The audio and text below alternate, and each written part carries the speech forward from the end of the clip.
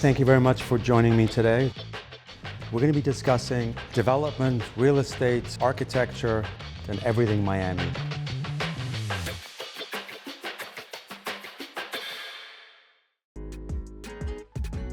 I am very happy today to be sitting here with Edgardo Defortuna, who I've known for about 15 years in Miami, and who is one of the most successful developers, as well as private equity, investor, brokerage owner, pretty much everything. So thank you very much for taking the time to be here with us today. It's a pleasure, and always great to be with you, Sam. Thank you. So let's start off on just talking about the state of the market.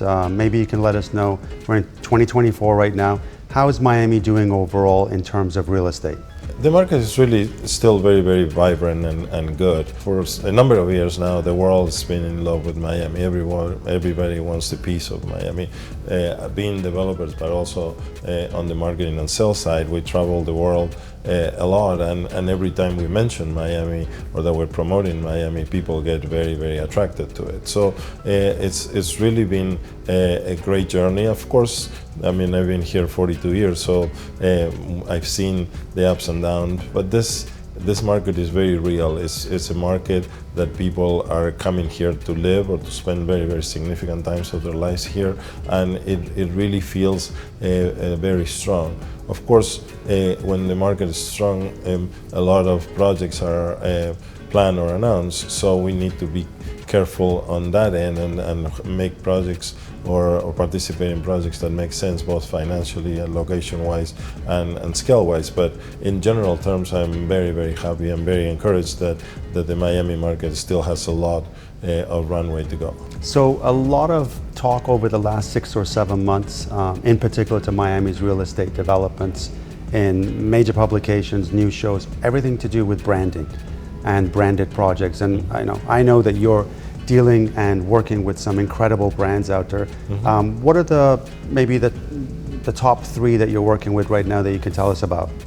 We're doing a St. Regis residence in Sunny Isles, 2 80-story towers that are really going to be spectacular, managed by St. Regis with a 100,000 square feet public space connecting both of them.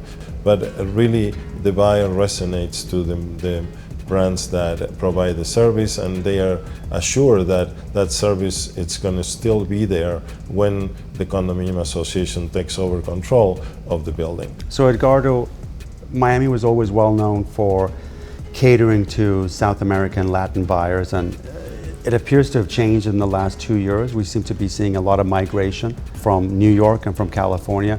Are you finding that in the projects that you're developing yourself and managing as well? Oh, absolutely, especially right after the change on the tax laws that created an incentive for people with big state taxes in like New York, California, Connecticut to move into a state that doesn't have state taxes, compounded with what happened with the pandemic and the lifestyle and the open air. Really, people discover that you could live in Miami and work anywhere else if you needed to, but make it based in Miami.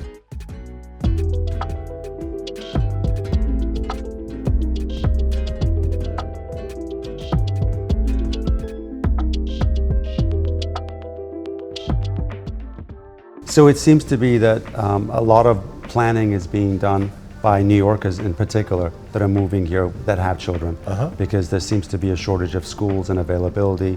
Are you finding that to be a major problem, or also are you seeing that the city's trying to work on that so we can have more schools? Yes, both statements are true.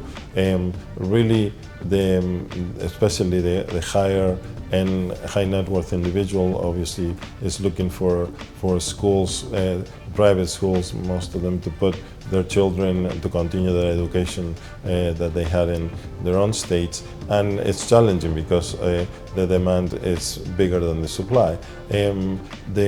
There is a challenge in Miami today to really create more schools, create more affordable housing for some of the personnel that's moving in, and have a better transportation. But both the public and private sector are working very strongly on it. For instance, we're working with Jackie Sofer and Richard Lefrak on a project called Solemia, which we're selling One Park Tower, a condominium there. But they really created a full community where they're building a charter school, they're building, the University of Miami is building a major health center, they have paddle courts, they have retail, they have multifamily, and they have luxury condominiums, all sharing the same space and the same place, and it's really working out tremendously well. So those type of projects similar to what Armando Codina did in Doral, creating a school, and it really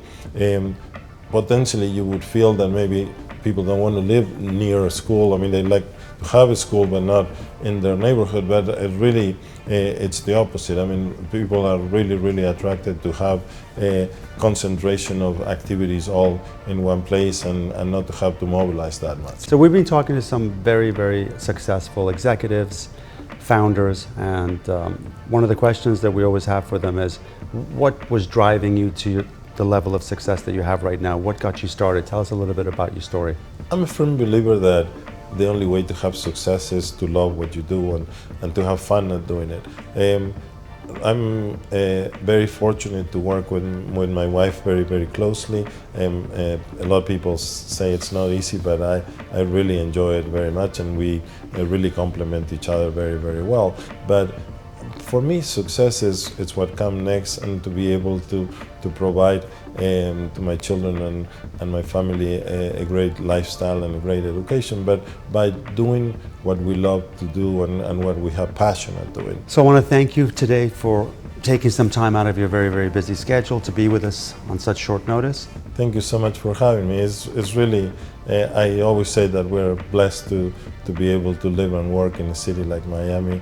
It really helped us be successful, and I hope that we can continue to do this for many more years.